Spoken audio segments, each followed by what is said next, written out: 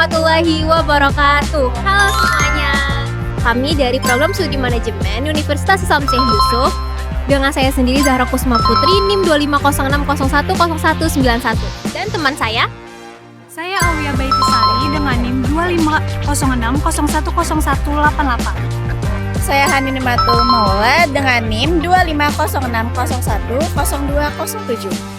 Oke, mari kita simak video wawancara kami ya di Salon Nadia.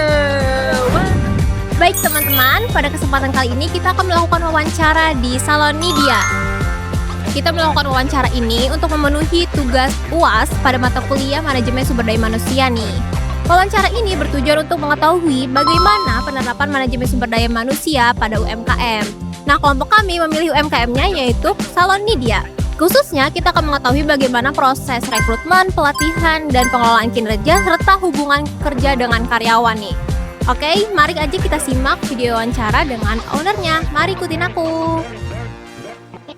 Salon ini merupakan salah satu UMKM di bidang jasa kecantikan yang menyediakan berbagai layanan seperti potong rambut, krimbat, hair coloring, hingga perawatan rambut. Dalam menjalankan usahanya, salon tentu memerlukan pengelolaan sumber daya manusia yang baik agar pelayanan kepada pelanggan tetap optimal. Terima kasih Ibu sudah meluangkan waktunya untuk bersedia diwawancara. Sebelumnya boleh Ibu perkenalkan dulu dengan Ibu siapa, nama salonnya, sama sudah berapa lama ini di Banglain. Nama aku Nidia Patricia. Salon ini udah berdiri dari tahun 2018. Nama salon ini Nama aku. dari nama. Iya. Ya, aku namanya Nidia Patricia. Ya, Nidia Salon. Jadi namanya Nidia Salon.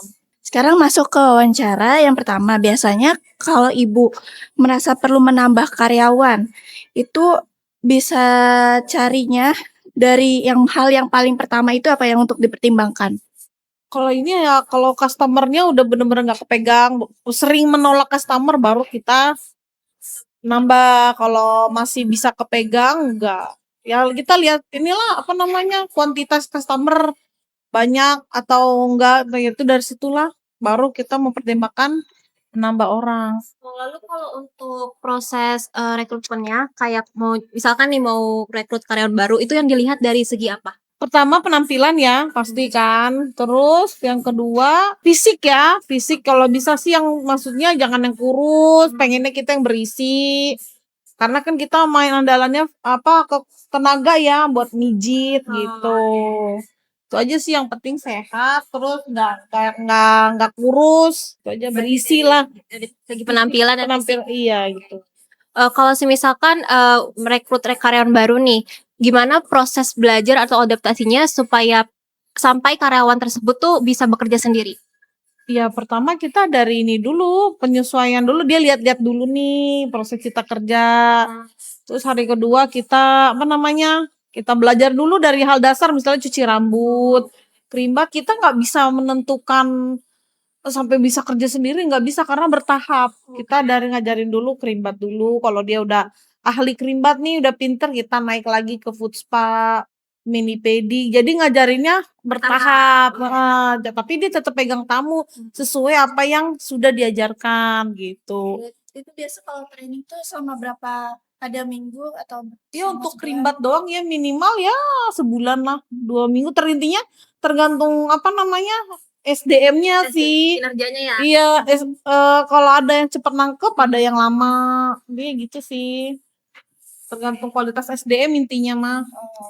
Terus kalau supaya karyawan tetap betah kerja di sini atau semangat bekerjanya, itu biasanya Ibu ngelakuin hal apa? Saya pertama nggak bawel. Kedua ya kalau lagi rame ya saya beli apalah makan ya. Itu kalau lagi rame. Misalnya ada treatment atau alat baru, itu gimana cara melatih karyawan-karyawan di sini? Kita sih nggak ada alat baru ya Kak, karena salon itu nggak pakai alat baru sih, nggak pakai alat-alat baru yang seperti yang bikin ribet, enggak sih. Paling yang kayak facial aja sih, yang mengenalkannya aku bilang secara bertahap.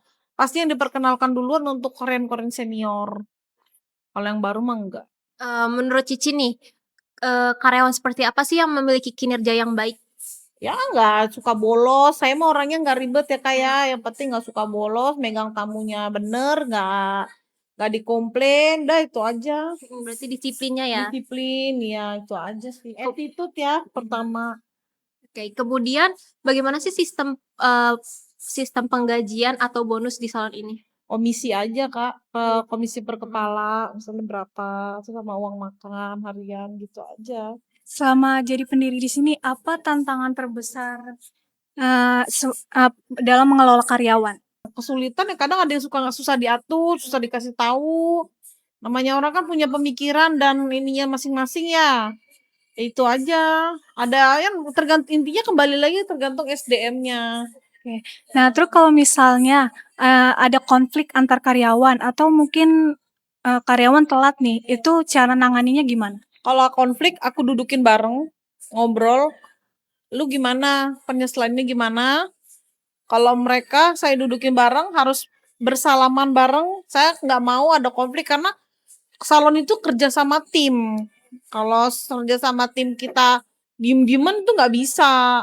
Jadi kayak saya usahain mereka bareng-bareng duduk, apa pokok permasalahannya, mau nyelesainnya gimana, itu aja sih. Berdasarkan hasil wawancara, dapat disimpulkan bahwa Salon Nidia menerapkan pengelolaan sumber daya manusia secara sederhana sesuai dengan kebutuhan UMKM. Penambahan karyawan dilakukan ketika jumlah pelanggan meningkat, sedangkan proses rekrutmen mempertimbangkan penampilan, kondisi fisik, dan kesiapan bekerja. Karyawan baru diberikan pelatihan secara bertahap hingga mampu bekerja secara mandiri. Selain itu, pemilik salon menciptakan suasana kerja yang nyaman, menerapkan sistem komisi sebagai bentuk kompensasi, serta menilai kinerja berdasarkan kedisiplinan, tanggung jawab, dan kualitas pelayanan. Konflik antar karyawan diselesaikan melalui komunikasi dan musyawarah. Secara keseluruhan, pengelolaan SDM di Salon Nidia sudah cukup baik dalam mendukung kelancaran operasional dan kualitas pelayanan, meskipun masih dilakukan secara sederhana. Nah, itu dia guys video wawancara dari kami di Salon Nidia. Nah, dari wawancara itu kita bisa mengetahui pengelolaan sumber daya manusia khususnya pada proses rekrutmen, pelatihan, pemberian kompensasi, hingga hubungan kerja yang baik merupakan faktor penting keberhasilan pada UMKM nih. Oke, sekian video wawancara dari kami. Terima kasih sudah menonton. Wassalamualaikum warahmatullahi wabarakatuh. Bye.